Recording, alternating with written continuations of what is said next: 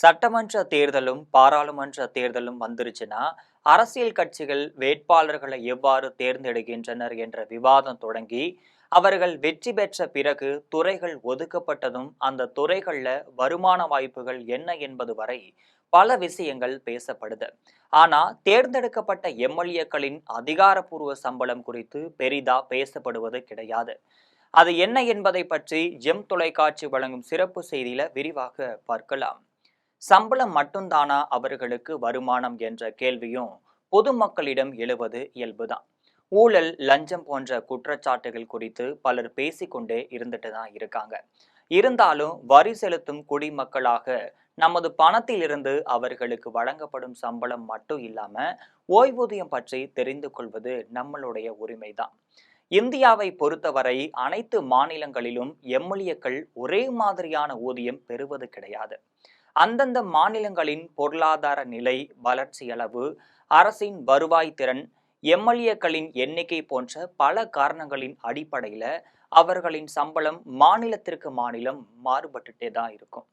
உதாரணமா சொல்ல போனா மகாராஷ்டிரா மாநிலத்துல ஒரு எம்எல்ஏக்கு சுமார் 1,82 லட்சம் அளவில் அடிப்படை சம்பளம் பெறுறாங்க.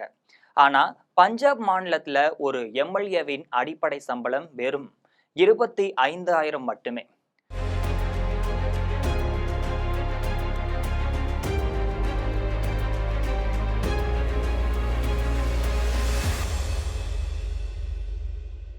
இந்த ஒப்பீட்டை கொண்டு பார்த்தாலே மாநிலங்களுக்கு இடையில் எம்எல்ஏக்களின் ஊதியத்தில் எவ்வளவு பெரிய வேறுபாடு உள்ளது என்பதை எளிதாக புரிந்து கொள்ள முடியுது. குஜராத்ல ஒரு எம்எல்ஏக்கு சுமார் 78,800 ரூபாய் அளவுல அடிப்படை சம்பளம் வழங்கப்பட்டு வருது. அதே சமயம் பஞ்சாப் மட்டும் இல்லாம உத்தரப்பிரதேசத்துல அது 25,000 வழங்கப்பட்டு வருது. இந்த வேறுபாடு தனிப்பட்ட சில மாநிலங்களுக்கு மட்டுமே அல்லாம இந்தியா முழுவதும் பரவலா காணப்பட்டுட்டு இருக்கு. தமிழகத்தை எடுத்துக்கிட்டோம்னா அடிப்படை சம்பளம் மட்டும் இல்லாம பல்வேறு அலவன்ஸ்கள் சேர்த்து ஒரு எம்எல்ஏக்கு மாதத்திற்கு 1,5 லட்சம் வரை வழங்கப்பட்டு வருது. மாநிலங்களுக்கு இடையே மட்டும் இல்லாம ஒரே மாநிலத்திற்குள் கூட எம்எல்ஏக்களின் சம்பளத்துல வேறுபாடு காணப்படும். முதலமைச்சர், சபாநாயகர், துணை சபாநாயகர், அமைச்சர்கள், எதிர்க்கட்சி தலைவர் போன்ற கூடுதல் பொறுப்புகளை வகிக்கும் உறுப்பினர்களுக்கு சாதாரண எம்எல்ஏக்களை விட அதிக ஊதியம் வழங்கப்படும். அதாவது அவர்கள் வகிக்கும் பதவி மட்டும் இல்லாம பொறுப்பின் அடிப்படையில் சம்பளம் மாறுபடும். உதாரணமா சொல்ல போனா டெல்லியில எம்எல்ஏக்களின் சம்பளம் அவர்கள் வகிக்கும் பதவிக்கேற்ப 72,000 முதல் 1,7 லட்சம் வரை மாறுபடுது. இவை அனைத்தும் அடிப்படை ஊதியத்தை குறிப்பதாகும்.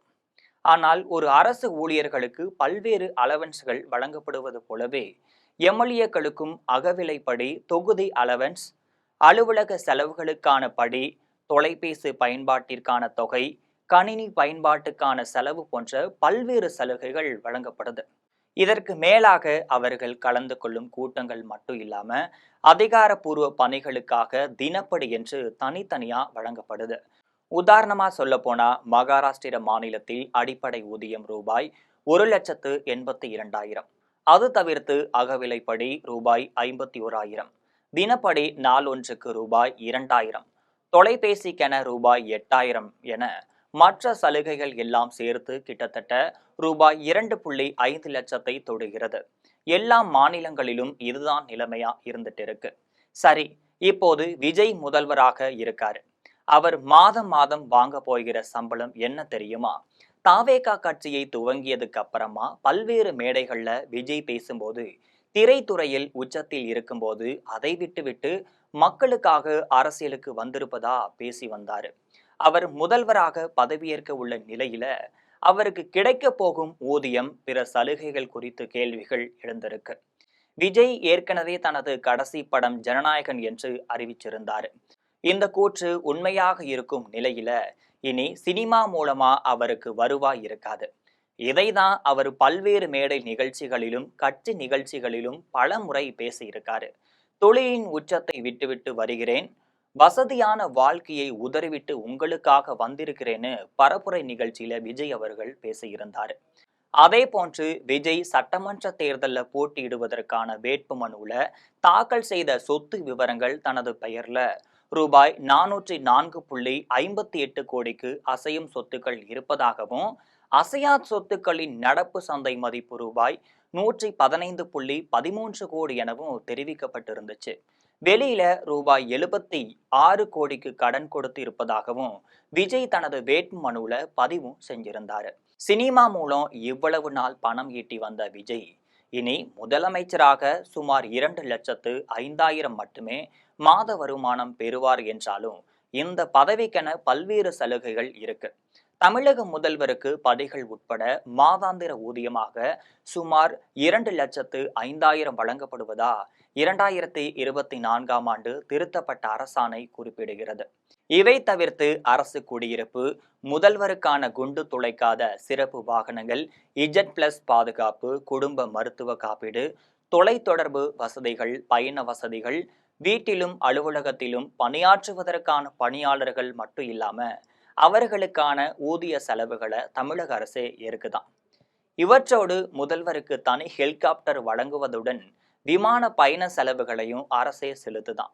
தமிழக முதல்வருக்கு கிரீன்வேஸ் சாலையில அரசு பங்களா ஒன்று ஒதுக்கப்பட்டிருக்கு. இந்த வீட்டுக்கு வாடகை எதுவுமே செலுத்த தேவை கிடையாதாம். பராமரிப்பு, மின்சாரம், தண்ணீர் கட்டணங்களை அரசே செலுத்திடுமா. ஆனா கடந்த காலத்துல எம்ஜிஆர், ஜெயலலிதா, கருணாநிதி, ஸ்டாலின் போன்ற முதல்வர்கள் தங்கள் சொந்த வீடுகளிலேயே தங்கியிருந்தாங்க. இருப்பினும் அந்த வீடு முதல்வரின் இல்லம் என்ற பெயரிலே எப்போதும் பராமரிக்கப்படுது. முதல்வரின் வாகனங்களுக்கு மாதத்திற்கு 1,00,000 ரூபாய் வரை பெட்ரோல் அலவன்ஸ் வழங்கப்படுது. முதல்வருக்கு 3 கார்கள் தரப்படும். ஓட்டுநருக்கான ஊதியத்தை அரசாங்கமே வழங்கும். மாநில அரசின் சார்பில் உயர் பாதுகாப்பு வழங்கப்படுவதுடன் மத்திய அரசின் சார்பில் இஜட்+ அந்தஸ்துள்ள பாதுகாப்பும் தமிழக முதல்வருக்கு வழங்கப்படும். வெளி மாநிலங்கள், வெளியூர்களுக்கு விமானங்கள்ல முதல்வர் செல்வதற்கு அரசே கட்டணத்தையும் செலுத்தும். அதற்கு படிவங்கள் முறைப்படி நிரப்பி சமர்ப்பிக்கப்பட வேண்டும். இந்த கட்டணம் பிற சாதாரண விமான பயணிகளை விட அதிகமா இருக்கும் அப்படின்னும் அந்த தொகை செலுத்திட்டு அதுக்கப்புறமா அரசிடம் பெற்றுக்கொள்ளலான்னு சொல்லப்படுது. முதல்வர் பயணம் செய்வதற்கு தனியாக ஒரு ஹெலிகாப்டர், விமானங்கள் குழு ஆகியவற்றிற்கும் அதன் எரிபொருள் மட்டும் இல்லாம பராமரிப்புக்கு அரசாங்கமே நிதி ஒதுக்கீடு செய்தான்.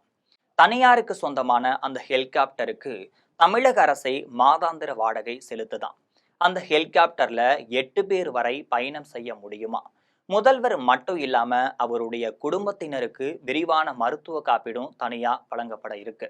முதல்வருக்கான தனிப்பட்ட ஊதியம், படித்தொகை, செலவுகள் ஆகியவற்றை தமிழக அரசின் பொதுத்துறை தான் கவனிச்சு கொடுதான். பாதுகாப்புக்கு மாநில காவல்துறையினரும், அணிவகுப்பு வாகனத்தில் தனித்தனியாக பாதுகாப்பு படையினரும் காவல்துறையால நியமிக்கப்படுவாங்க. தகவல் தொடர்பு வசதிகளுக்கான படி, தொகுப்பு படி, பயணப்படி போன்ற பல்வேறு இதர சலுகைகளும் பொதுத்துறையால முதல்வருக்கு வழங்கப்படுதான்.